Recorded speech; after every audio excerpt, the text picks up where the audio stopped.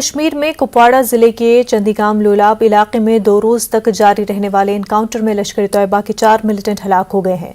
مہلوک ملیٹنٹوں میں شوکت احمد شیخ بھی شامل ہیں۔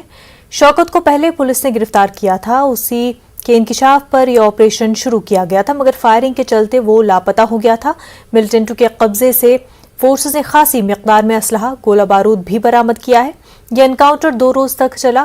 کل پہلے دن فورسز نے 2 ملیٹنٹوں کو ہلاک کیا تھا۔ انکاؤنٹر کے دوسرے روز آج مزید 2 ملیٹنٹ مارے گئے۔ پولیس نے 4 ملیٹنٹوں کی ہلاکت کی تصدیق کی۔